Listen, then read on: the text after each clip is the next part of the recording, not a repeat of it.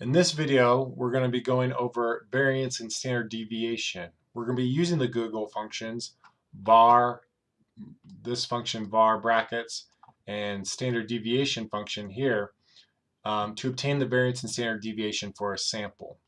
Should probably write that there, for a sample. And understand how to implement these formulas and obtain accurate estimates of these.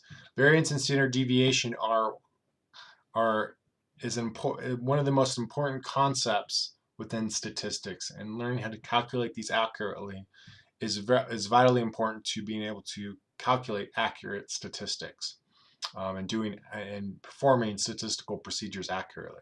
So let's go to Google Sheets. I want to first show you how to calculate variance and standard deviation on a simple data set. We're going to use this age of children. And if we remember what the formula for standard deviation, if we look at it, let's pull it up here real quick. Yeah, that looks good. It looks, whoops. We're going to copy image and we're going to put it. It looks slightly daunting. Whoops. Anyways, this is, sorry, going through this a little fast. This looks slightly daunting. We have the sum sign over this x minus x bar. Remember, x bar is the sample mean. So the sum of each observation minus the mean squared divided by n minus 1, or the number of observations minus 1, taken to the square root, gives us the standard deviation of a data set. Now this can be slightly daunting. How do I calculate this? Well, we're actually not going to have to do calculations. We can use the prescribed formulas within Google Sheets, or the Google Sheets formulas, to do all the heavy lifting or the hard work for us. But I do want to show you how you might go about doing this if you wanted to do it by hand. So we could calculate, as I showed you earlier, if we wanted to calculate the mean of this data set, we click, we're just going to give the mean there, and then we're going to go equals, and we're going to just say we're going to take the average of the cells above this. Now, it automatically guessed which cells I wanted to take the average. Sometimes Google Sheets will do that with simple data sets. Otherwise, you can also write these in yourself, which I'm doing right here. So we get a mean of 4.24. So if we go back to this formula, the first step we want to do is sum, or take the difference between each observation and the mean. So what we're going to do is we're going to go to this here. We're going to do a mathematical function. We're going to hit equals. We're going to click on this cell because that's the first observation. We're going to minus this 4.24. That's the mean. So that's x bar. And remember, we're on this B19 right now. We're going to click F4 to anchor that mean in place. So now we've taken the difference. This is 3 is 1.24 less than 4.24.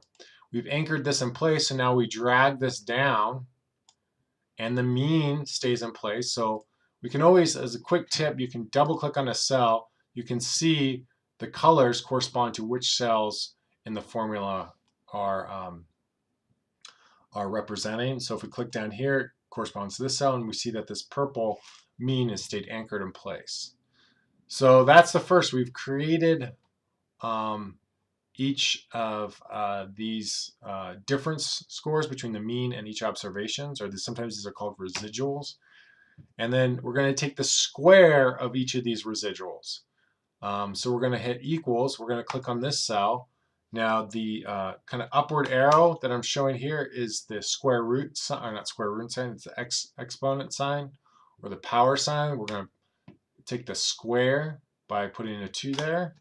And that gives us the square of negative 1.24 is approximately 1.253. Let's go ahead and decrease the decimal spots for this to just the hundredth. We'll pull down, and these are all the squares of the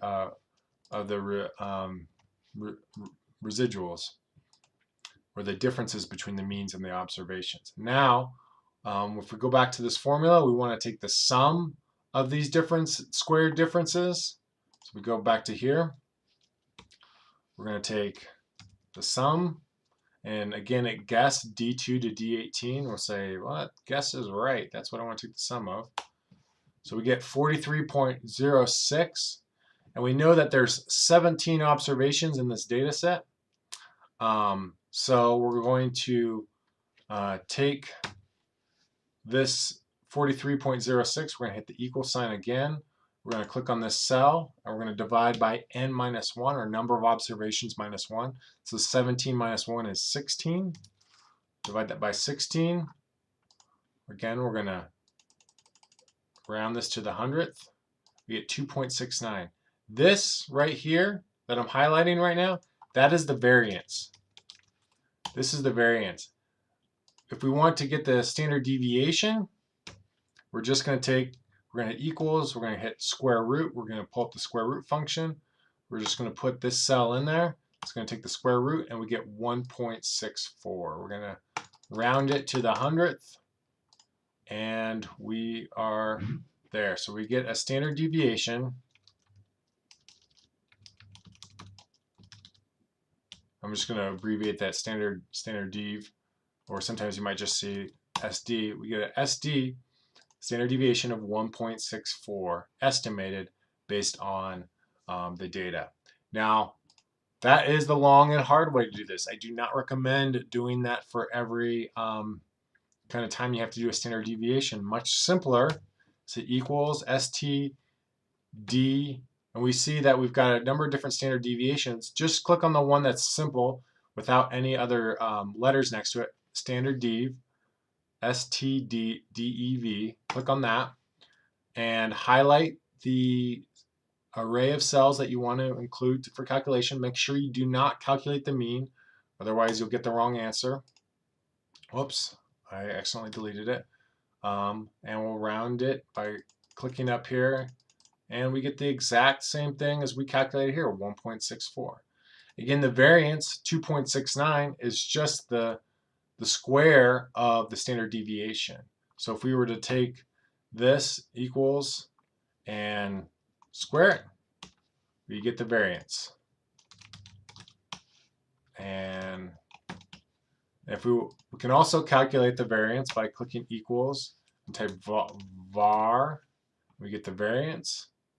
We select the cells again like we've been doing, left click, drag down, hold, click enter, and we get the same variance that we've calculated already. So that's how you perform these basic statistical estimations of variability. That's what we're looking at here, is variability. How much does the data vary, or how much variation around the mean is there in this data set?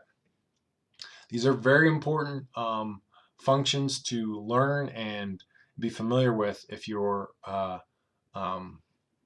performing statistical calculations, and it's important for all statistical tests to understand the variance and the standard deviation. So make sure you reread through the section of the books, watch the videos associated with this section if you're unclear about the meaning and the interpretation of the variance and the standard deviation.